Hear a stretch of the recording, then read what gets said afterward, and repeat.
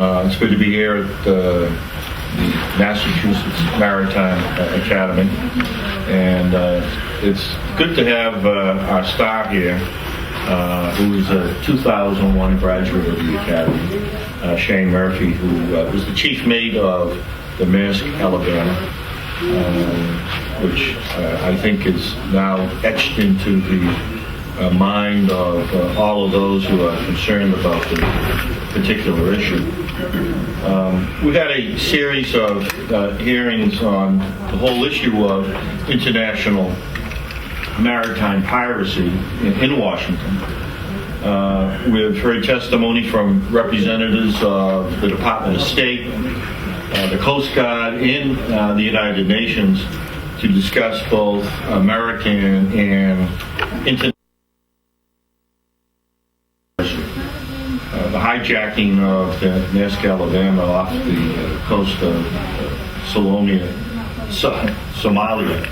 and the hostage taking of Captain Phillips and the experience of Shane Murphy really brought attention and focus down in Washington on the problem that existed and clearly was growing, and we're going to find out today that it continues to grow.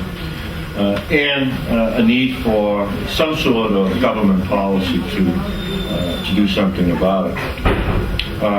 As we begin to craft solutions and determine what the best practices will be as we go forward, it's my opinion that we just can't do it in Washington. It's imperative that we hear from people that, as they say, are on the ground.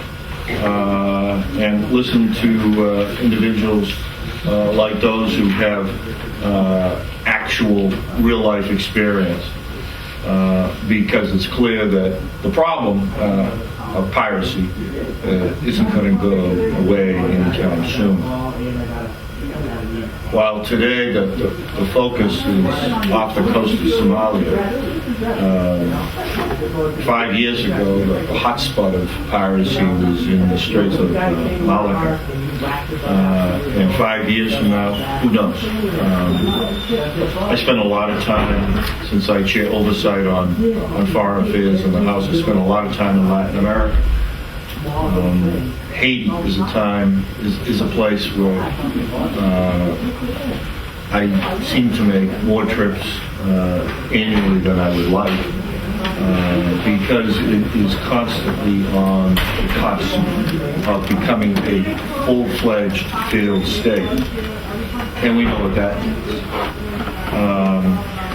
So it's really obligatory that we work to design an international infrastructure and common operating procedures among nations that can handle the threat of piracy wherever it exists or wherever it will emerge. What I've learned in the past several months of hearings is that it doesn't appear to be a panacea, not a silver bullet, and there appears, what I find, to be a significant level of diverse opinions in the piracy debate among people who clearly have credentials and have experience. So it's important for myself and my colleagues to listen to all interested parties and to try to educate ourselves on the whole spectrum of international issues that are implicated in maritime piracy. And as I indicated, it presents a particularly difficult task because it's not only an American problem, but truly an international problem. It's my understanding there's 20 nations that have contributed warships off the coast of Somalia. And clearly what is needed is a coordinated response. At the hearing, sometimes we listen to testimony that when the lights go out is amended somewhat by saying the level of coordination is not what it can be. There seems to be goodwill and an effort, but it has to be improved. And as I indicated, opinions vary on so many of the issues surrounding piracy. Some, like General Petraeus, have suggested we place armed guards on merchant vessels. Others have claimed that this would only increase the dangers to the seafarers. Well, initially my inclination was to agree with General Petraeus. As I suggested earlier, what has become abundantly clear is that it's a multifaceted problem that will require the full energy and the focus and engagement of policymakers, whether it be the administration or whether it be the Congress. Because if we fail to act now, this is a problem that could really erupt into an order of magnitude that it has substantial impact in terms of the safety of those that ply the seas, and as well have a significant economic impact on the United States and the global economy. This subcommittee, as I indicated, has the responsibility for oversight, which is a responsibility I take seriously, and it will fall to this subcommittee to ensure that appropriate actions are being taken to address this problem. And we're working on ways to protect American citizens as well as others at sea. But in addition to being an international problem, piracy is a problem that affects everyone here and has the clear potential to impact students at this particular institution because they will be merchant mariners. And we have the case of Shane Murphy, as I indicated, a 2001 graduate of the Academy. So in a very real way, this institution has a significant stake on the design of a policy that hopefully will protect young men and women who graduate from this academy in the future. So with that, as I indicated earlier, this is more of a conversation than it is a formal hearing. About a month ago, Massachusetts Maritime Academy asked me to come and do a presentation on piracy, and they asked me to come back and do it again for you, but in a 15-minute version of the more than an hour version I had before, and I'll try to limit it to 15. If you can cut it down, that would be great. I will do that. And what I've been asked to talk about are what's going on in piracy today. And, we Americans, we know about pirates. I mean, something about our culture, we know piracy and who they are. And in our popular culture, pirates have actually a pretty darn good image. We have, on Halloween, the second most popular Halloween costume is a pirate. You can market piracy. In fact, even this institution, Massachusetts Maritime Academy, marks itself as the Buccaneers. So piracy... I didn't realize that. You can, if you're really interested, you can go to a website where you have International Talk Like a Pirate Day sometime in September. So piracy is a very important part of our national culture. I know there's some pirates in the U.S. Congress. But the reality of today is that pirates are real. They are not Johnny Depp. They're better armed than Captain Sparrow, and they're extraordinarily dangerous. This is the reality today, that they are not fictional characters. In 2008, just so we have some data, there were 49 vessels hijacked. 46 other vessels fired upon. Almost 900 crew members were taken hostage. 32 crew members injured, 11 killed, and 21 merchant mariners are missing and presumed dead. Now, these are worldwide statistics. Where did they occur? Well, 111 occurred in Somalia and the Gulf of Aden. Now, if you go back to Paul Kelly's description of 25,000 ships passing through that region and 111 attacks in that region, you can see that the risk is actually not that high, but that's not the important thing. That it is a very, very dangerous area, and it has a very big perception on the lives of seafarers who are operating in that region. Based on what you said earlier, Congressman, you can see that the statistics have changed dramatically. 5 or 10 years ago, or maybe 15 years ago, most of these attacks would have been in the Gulf of Malacca. There have been 3 cases in the last year or so that really captured the world attention. The first was the motor vessel Faina, which had a cargo of military arms. In fact, there was some real big concern whether this cargo was going into the arms of terrorists. Well, the reality was that they just wanted ransom money. And that's where that went. After paying $3.2 million, the arms didn't go to terrorists as far as we know. Maybe the Russians gave them to them afterward. Then, of course, the Sirius Star, another case where the vessel was not blown up, it was held for ransom, and you can see it was hijacked on the 15th of November and released a couple months later after a $3 million ransom was paid. Interesting, if you see the map where this occurred, we're not talking about a do-good coastal service of Somalis trying to protect their waters from overfishing and pollution controls. That's a laughable comment that we hear coming from the pirates. They are indeed pirates, and they're dangerous. Then, of course, the Maersk Alabama case really riveted attention of the world, particularly the United States, for the response of the training of the crew, the response of the United States government, and how that case happened. I put this slide. This is a slide that was prepared by NATO, and it shows what was going on the day before the Maersk Alabama was actually hijacked. It was being tracked that day.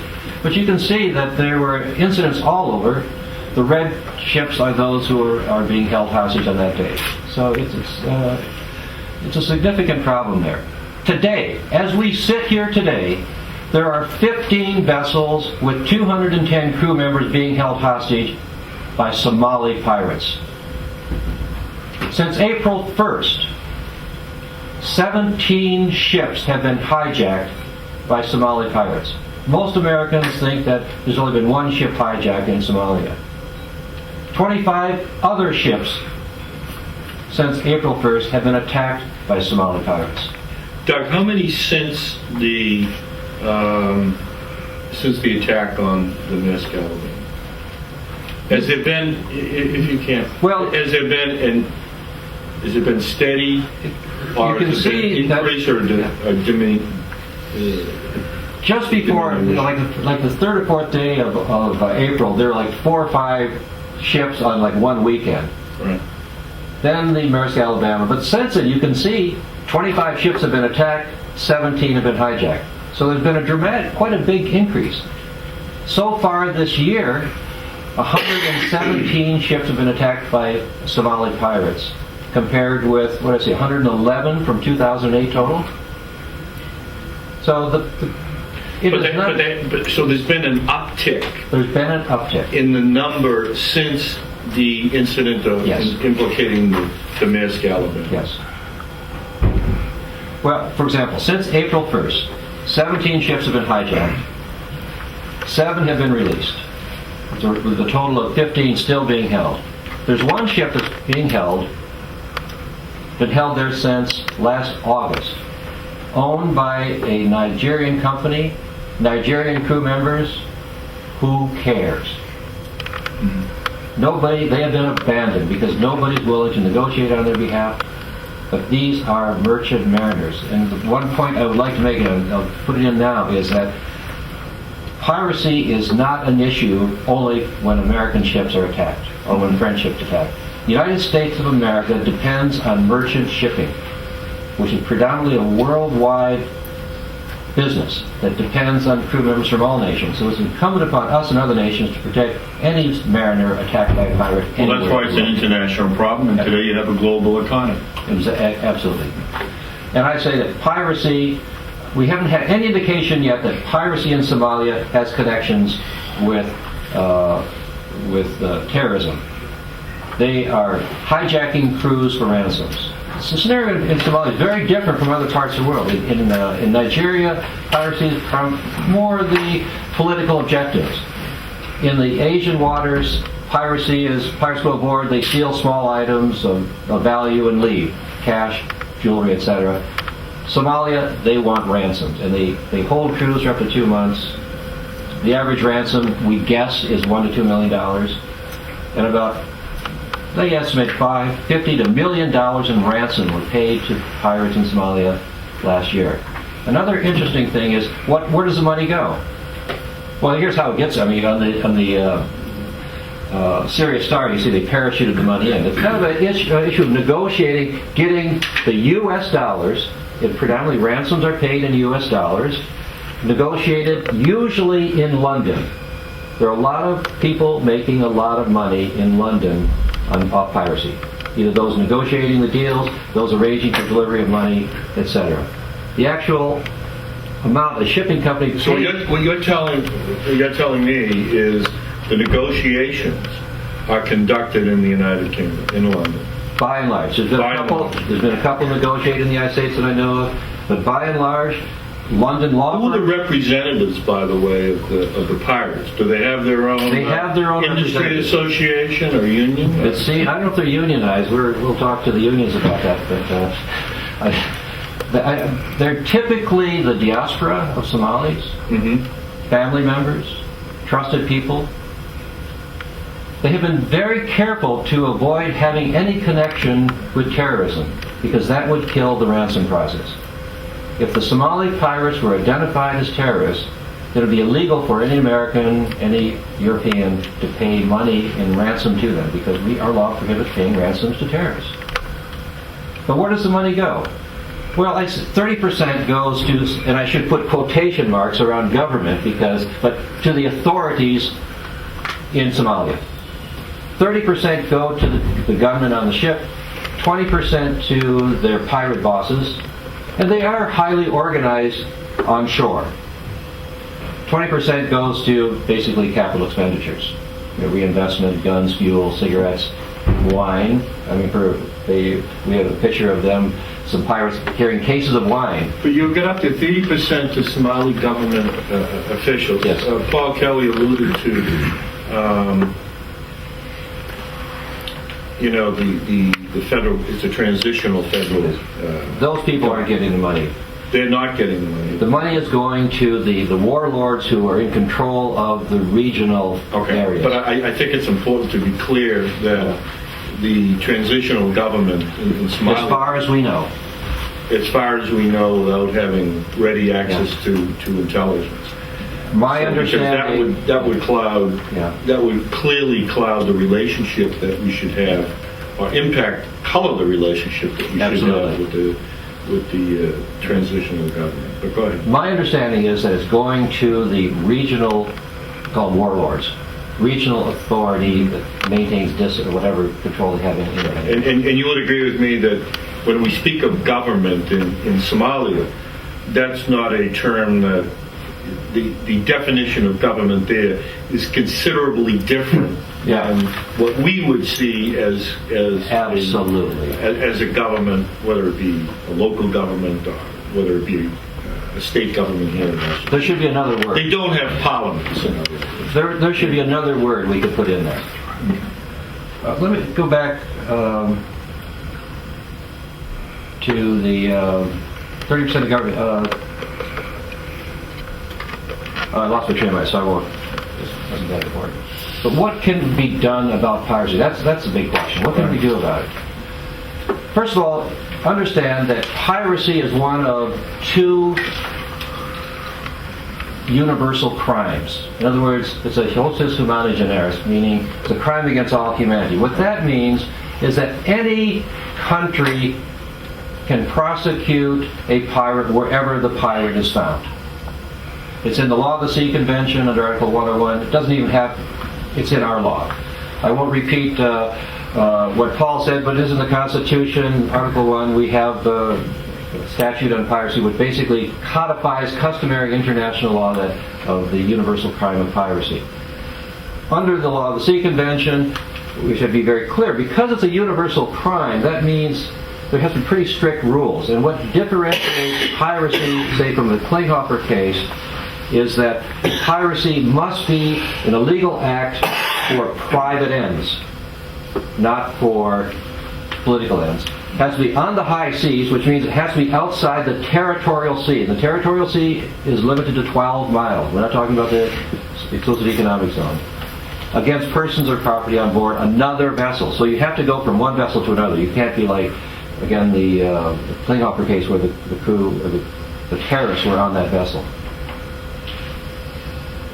There's been considerable international response to piracy so far. I think it's important, though, to state for the record that there is a United Nations Security Council resolution. Get to that. Okay, 1851. I think it's important to make that tie. Absolutely.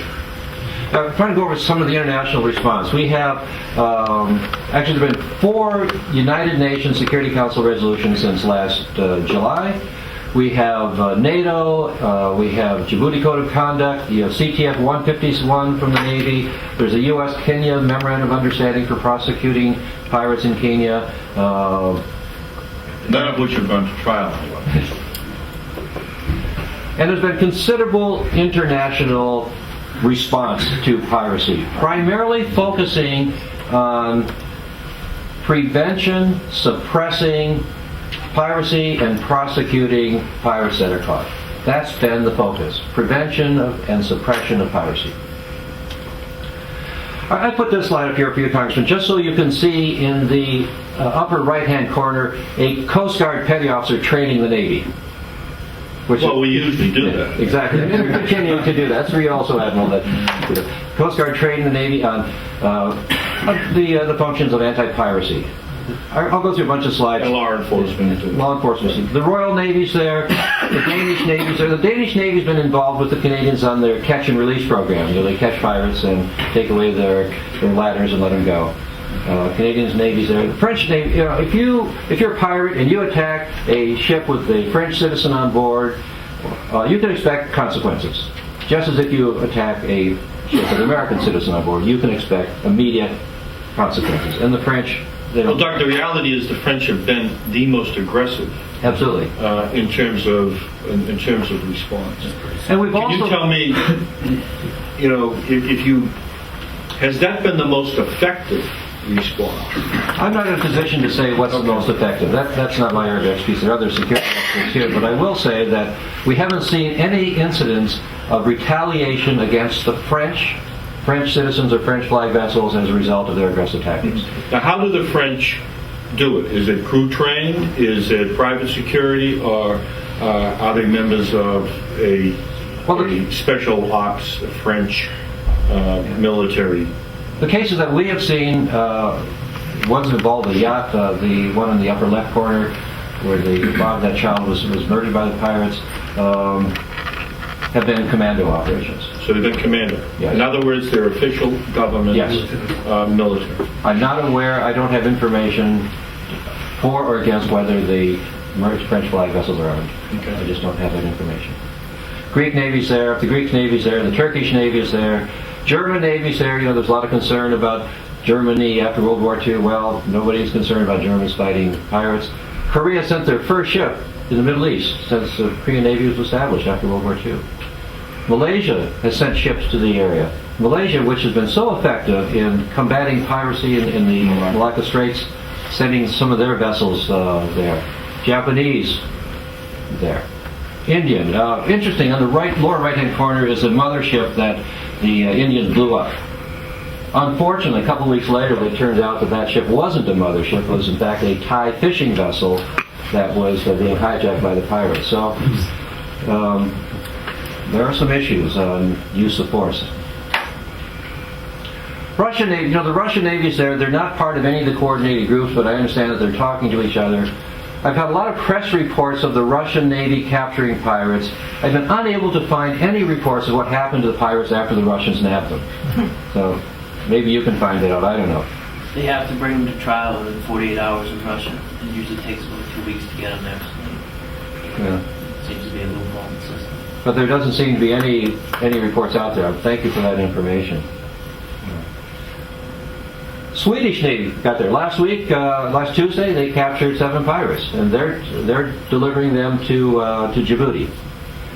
Interesting. The Chinese Navy's there. This is the first long-range anti-pirate This is the first long-range naval expedition of the Chinese Navy since 1433. They're in the region fighting pirates. Well, here are some of the challenges. We'll hear more about that, and already have heard about it. The huge patrol area, 1 million square miles. Right now, there are about 20 military vessels operating to patrol 1 million square miles. We have attacks going on near the Seychelles, which is way off. What are the rules of engagement? Rules of engagement. Who gives the order to shoot? When do you shoot? What do you do? This is still a big question. I don't have time to go into all the details now. Just let me ask the question that what you suggest, what you're stating is that the rules of engagement vary. The rules of engagement do vary. Okay. Do you have a Canadian catch and release?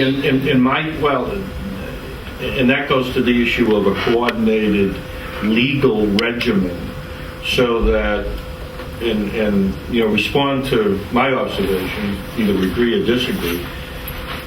But my concern is the catch and release program. I just think is a way to encourage more and more, piracy. But from my understanding, until we sign the MOU with Kenya, and we have to recognize that the Kenyan legal system is fragile. Okay, but part of the problem is, as Shane Murphy just indicated, the time from apprehension to the time when they can be brought before a court is limited and creates logistical problems.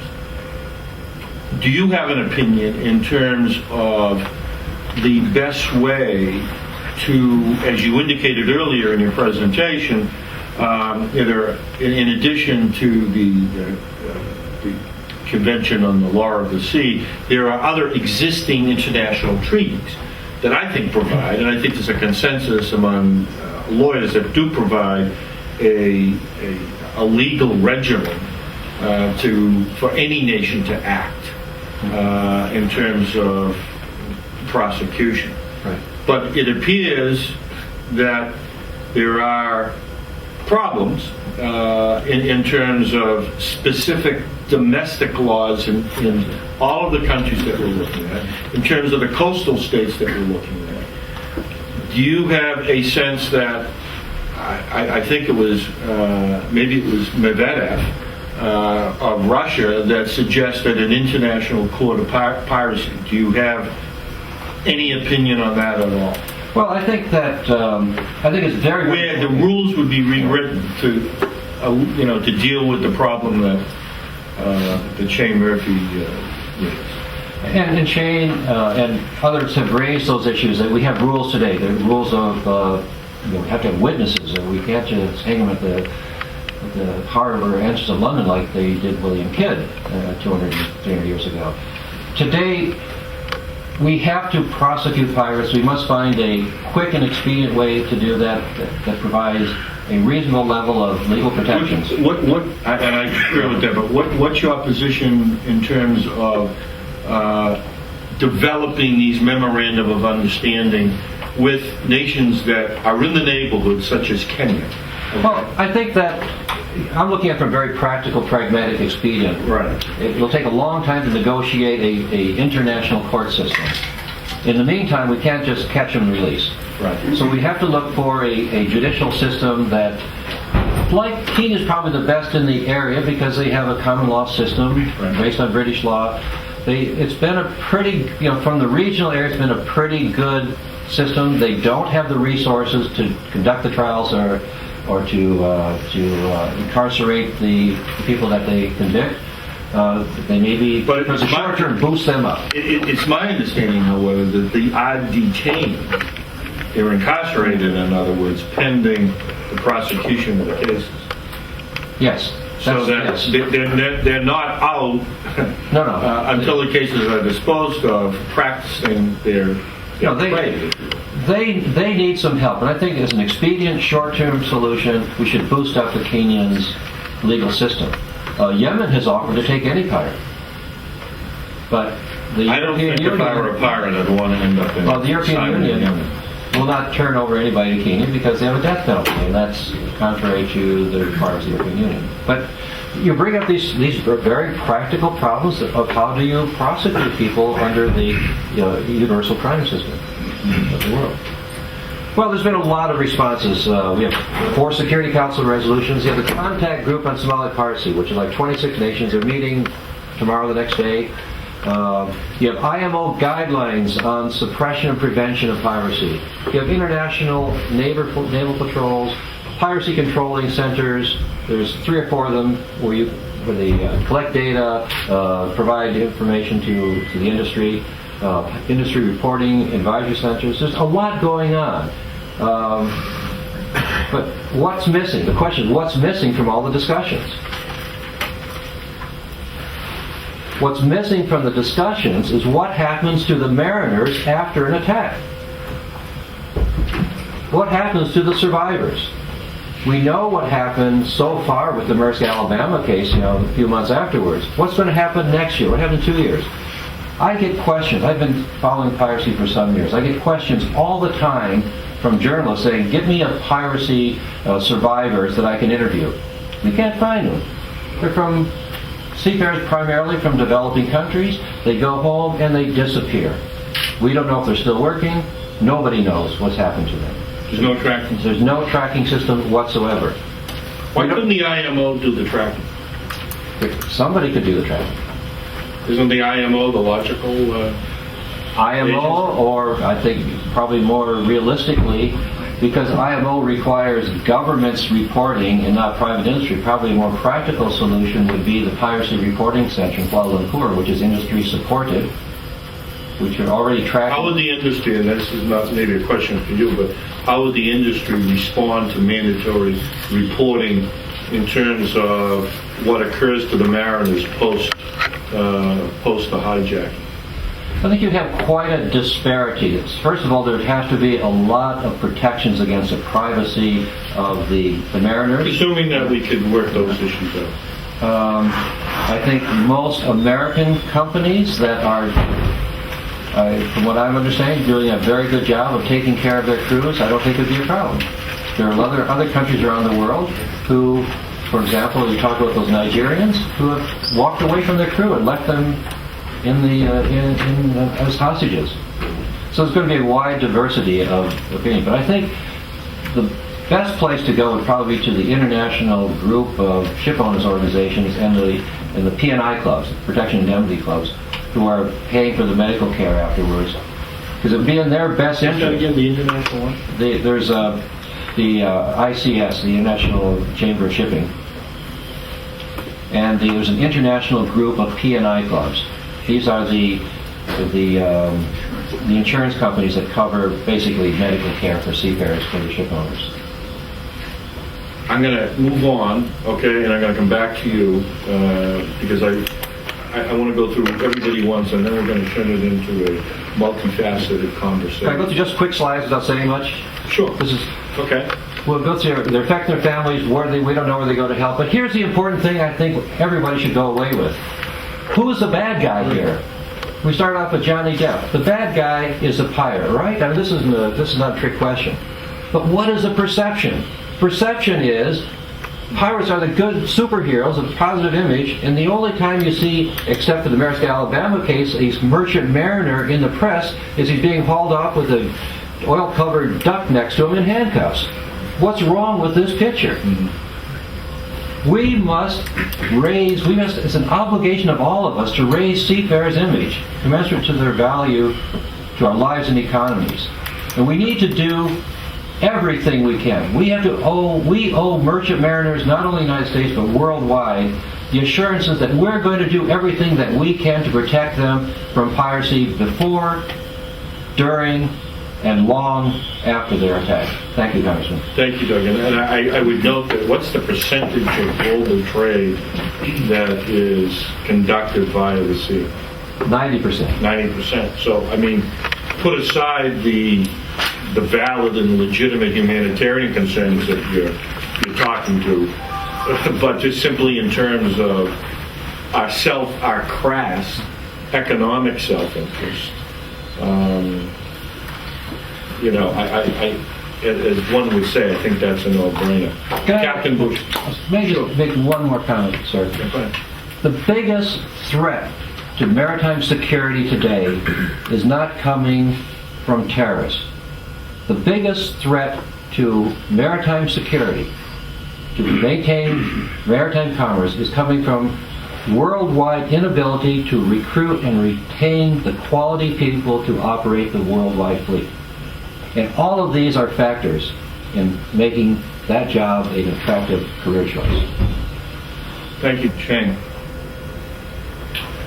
Okay, well, thank you for having me down here today. Thank you. I'm happy, you know, like you said, it's informal. Does it feel like to be back here? It's, you know, kind of wild. But it's always good to come back, see some familiar faces. You know, it is informal, so if anyone has questions about, you know, what I've seen over there or whatever, I'll answer up. You know, just there's a perception out there that I received this training, anti-piracy training at the academy. I graduated June of 2001. My class was the last class before September 11, 2001. So since I've been sailing in the deep sea fleet, it has been a different world than what most of the instructors I had here, and the following cadets have all come out into this world. And we have this state of new normalcy that we're always keeping this posture. And I particularly like what Mr. Kelly mentioned about this other scenario that didn't involve piracy. And I felt like that from what we did as a crew that day and as a nation, the Navy, the coordinated effort of the Navy, we did show that at least American seamen have the resolve and the ability to react, as I say, when the lights go out and things happen like that, and it's a message. And I was very proud of my crew and the Navy as well for that. You know, complacency is a bad thing at sea and around here. And that scenario that he discussed, it could be any terrorists. Yes, and there's so many different scenarios, but you know, I'm of the mind now that, you know, we need to just look at the way we're sending these seamen out on whatever run they're on, and just allow them to protect themselves. You know, we've mentioned that having weapons on board escalates the level of violence with the pirates and things like that. I think, you know, maybe I'm a little overconfident, but I think they should be worried about the level of violence. We're on a stable platform from on high, and they're in a little skip. You know, tactically we have the advantage until they're on the ship, and even when they're on the ship, they're on our ship, and you know the ship. We know the ship. And all I ask is for the ability to defend my ship. And I'm going to be honest with everyone here. It has gotten, I mean, committees, safety committee meetings, things like this. I've been pulling my hair out for the last year and a half, and it has gotten to the point that I put on that ship April 1st, and I did not make it to Africa. But had I been to Africa, it was my intention to get a gun on the street and keep it in my room without telling anybody. Because it has gotten that bad, and you can see what we're dealing with on trying to make changes and how complex of an issue this is. And I'm taking it to the deck plate level of there is a man coming onto your ship with an assault weapon, and I am like Paul Blart Mall Cop. I have nothing to defend myself. You know? Do you think that the concern that you just expressed, okay, is runs throughout the merchant marine No, fleet? no. We're talking about select few amount of American ships that travel these waters. We're not talking the majority of my union members, fellow union members, fellow seamen. They're on different runs, and as you said, it changes from time to time where the hotspots are, but it's been really escalating here in this part of Africa. And you're not talking, and again, that's another debate about the decline of the merchant marine and manpower and things like that, but we need to be aware that any changes that we force upon the industry or whatever, they don't necessarily have to be broad stroke changes, for every company, every ship. If anything, they can be specific ships or whatever. And these companies, all I hear about is the cost. I mean, it's the cost of doing business. If you're going to send cargo through that area, you got to protect the ship. I mean, and that's what I don't understand is, you give up the ship, you give up the crew. I mean, you're talking millions of dollars there and the cargo, millions of dollars in cargo, versus, I don't know what the cost is for hiring a company like Nexus, but absolutely, that sounds fantastic. And it is a manpower thing. I mean, coming out of port, I may have been up for 72 hours with only a few naps, and then I have to go out and keep my eyes peeled for, constant threat of pirate attacks, and I do. I mean, that's what we do. At least on my ship, we never stood down. We were constantly ready, because we were over there. And just, we talk about the numbers. Some of the numbers that Doug put up, they were almost kind of misleading. I mean, they're pretty dramatic numbers. It says 49 ships. That was 49 out of 120 that were attacked. So it's, last year at least, was a 50% success, and the numbers are there, as we said. You can look those up and you can find them. I did mention about the monsoon season, and I think that's important because you will see dramatic downswing. And if you want to talk tactically, then I think you would want to look at shifting more of your assets to the Gulf of Aden, where you have less of that southwest swell. We mentioned the Canadian Navy with the catch and release and the comical term there. I spoke with the commander of the Canadian Navy by telephone 2 weeks ago before he was heading over. And last Saturday, the Canadian Navy saved another American flag vessel, the Maersk Virginia, which is another vessel for the company that I worked for. And they had sent the helicopter, as he said, over, and they were able to shoot some warning shots. And it deterred these guys. And it is a deterrent. I mean, I think being shot at is one element. Well, I think what you mentioned about a long-term deterrent. I mean, sooner or later, the mess. It took time for it. This is a problem, and it's a dirty problem. This started back with European nations putting toxic waste on these people's beaches.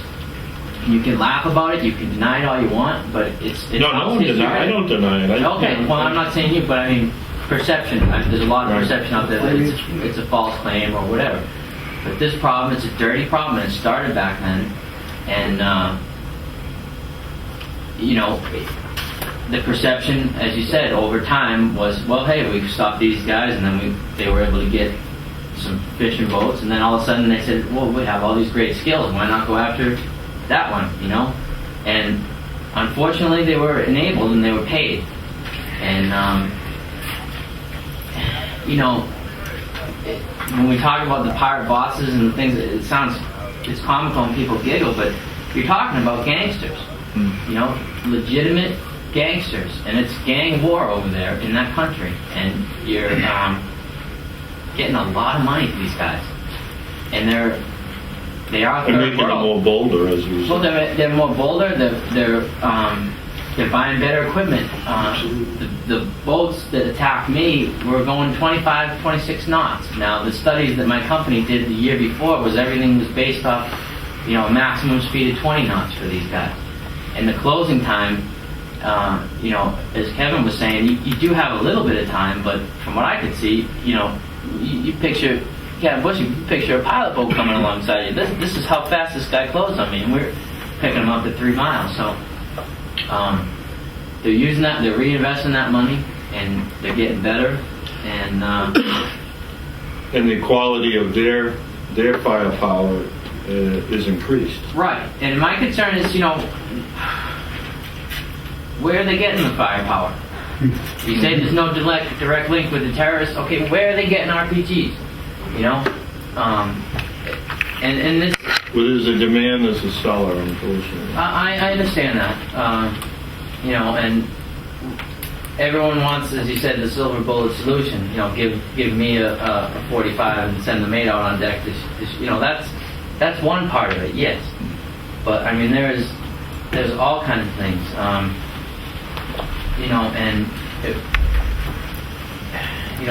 We've heard what General Petraeus said, and I've heard things Admiral Cosgrove has said about my crew not thinking about the big picture. Believe me, we're aware of the big picture, and I'm sorry, but it's something that if the world wants to keep ignoring it, it's just going to get worse. Right. You want the big picture. If you don't have the ships, fire up Quincy shipyard. Let's start getting, put those guys to work. I'm glad you said Quincy shipyard. Oh, I'm serious. I'm serious. No. This is a generational problem, and I'm telling you, my generation, Mahoney's generation, we're ready to man these ships, but we may need some advice on how to best beat these problems from some of the older guys. Think back to Vietnam and boarding all these river boats. You have to aggressively board these guys, and you need air support, and there is going to be several false alarms, because if you look at the pictures that were up there, every one of those looks exactly like a Yemenese tuna boat, which is coming from the north side of the Gulf of Aden, and that's a very good living for a guy in Yemen. And he's got the same boat, and it looks exactly like that. So there will be many false alarms, but it's prudent at sea. You have to treat everyone realistically, and if anything, we've shown a little bit of vulnerability in our ability to respond. When speaking to the Navy guy, I asked him, how does this work with this coalition? Is there a coordinated effort, or are you guys just kind of going over there and saying, we're going to be down here and you'll be up? And that's really what's going on. Yeah. I mean, they're saying, okay, we got this Canadian ship, we're going to hang out down here. You guys hang out up. There's not.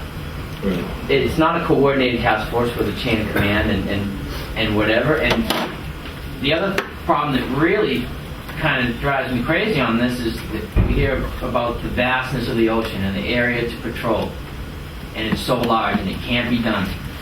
Start where they're coming out of. That port of Ill is where they're coming from. Put Navy assets or whatever assets there. And I mean, I'm not here to tell people how to do their job or anything, but it's just No, but it makes sense. Start there. Okay, and we're not talking about a huge port. It's no bigger than Portsmouth, New Hampshire, something like that. It's a small port. You put a few assets in place there and stop them before they get out. Eventually, they're going to have to go in and get supplies. Eventually, they're going to have to go back and get food, fuel. Stop them there. Don't let them get out and start boarding people. And then you'll know that they are Somali, and they're not Yemenese fishermen coming out of Yemen. Now you're getting, once they're up in the Gulf of Aden, you can't stop them.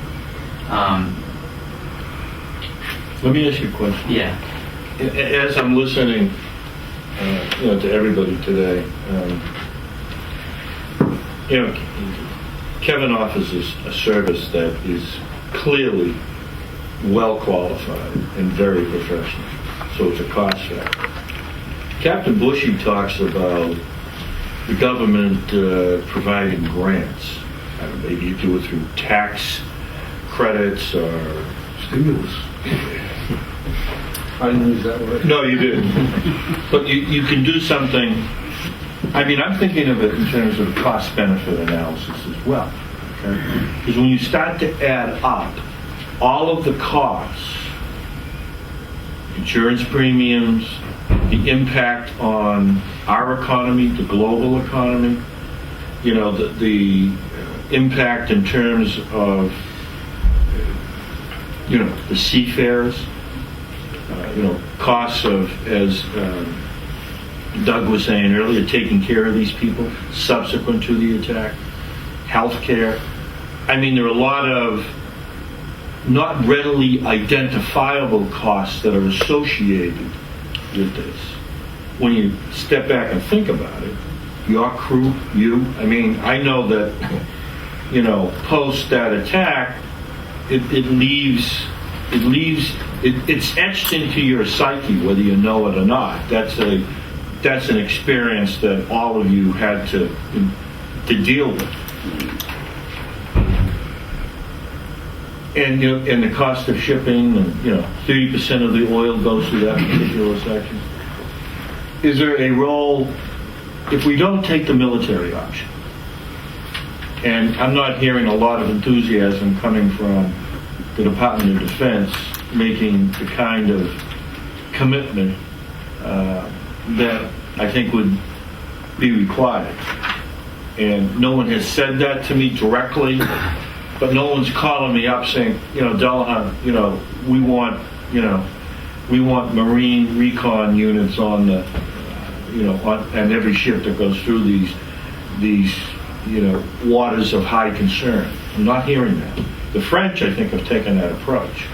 In fact, someone was telling me that the French are willing to, rent out French military to board other ships.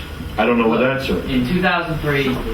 I was on the first wave of ships bringing the troops to the Persian Gulf. And you had 4 choke points, and every ship going through those choke points embarked 4 separate military security teams, 15-man team, onto the vessel. They set up, defense perimeters, and they protect the vessel as you're transiting those areas. The military knows how to do this. Whether they choose to or not, again, that's out of my hands, and they certainly have their hands full. Well, again, I'm not hearing it. Right. No, I'm not hearing it either. And right.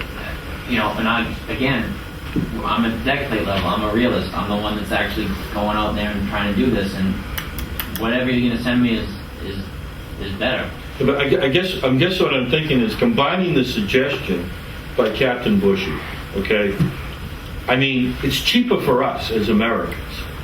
Okay. I think in the long run, that would have an immediate impact, okay, to take his suggestion in terms of providing financial support, if it's required, after we do the kind of analysis that I don't think has been done about the cost to shipping companies.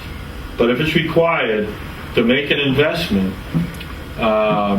through grants, through some sort of tax credits or tax deductions, to take the Nexus kind of talent, put them on board, and maybe I'm wrong, okay, and anyone can hop in here, and Joe will go to you next.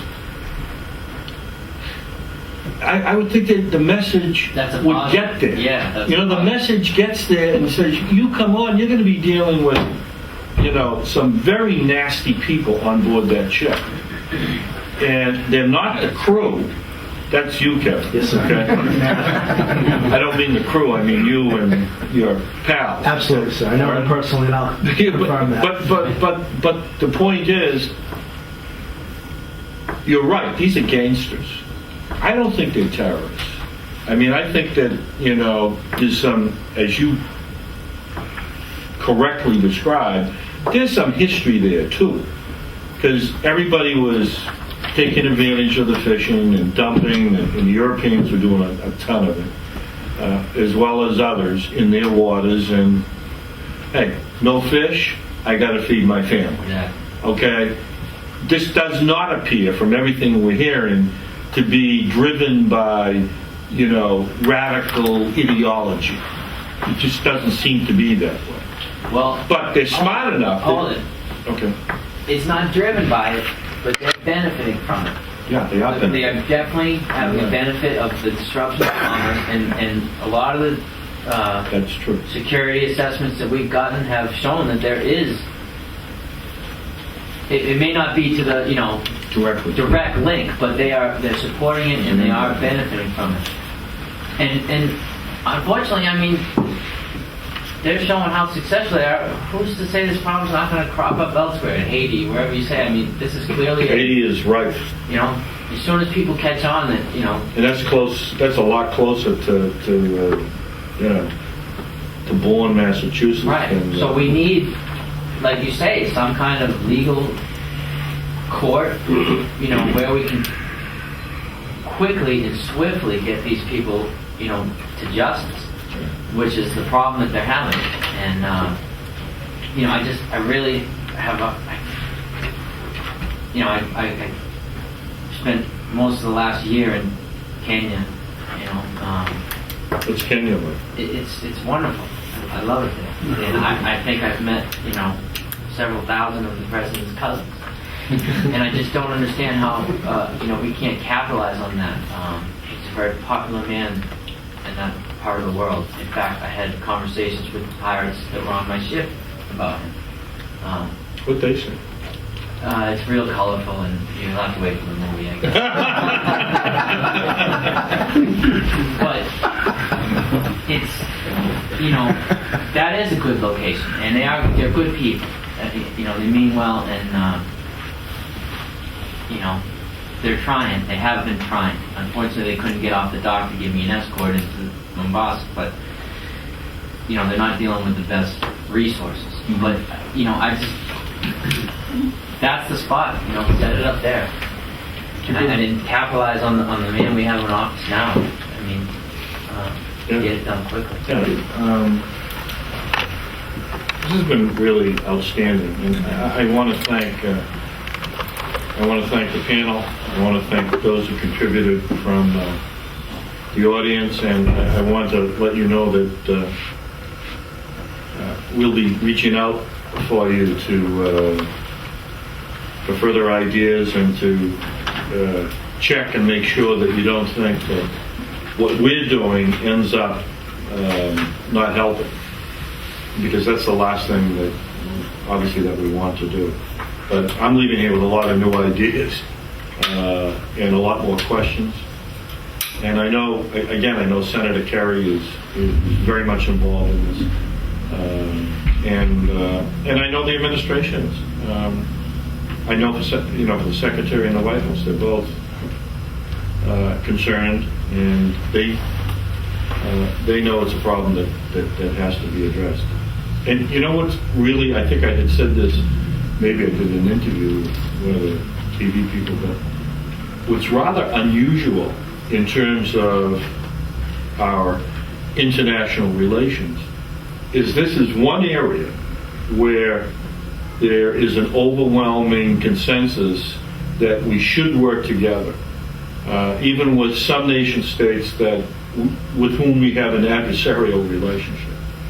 So there's a silver lining in every cloud, but again, let me conclude, and we've kept you here for some 3 hours, but good luck. Shane, it's good to have you safe. And Mahoney, we'll be trying to make sure that you're secure as you launch the career. Appreciate it, sir. And good luck, and thank you all. Thank you.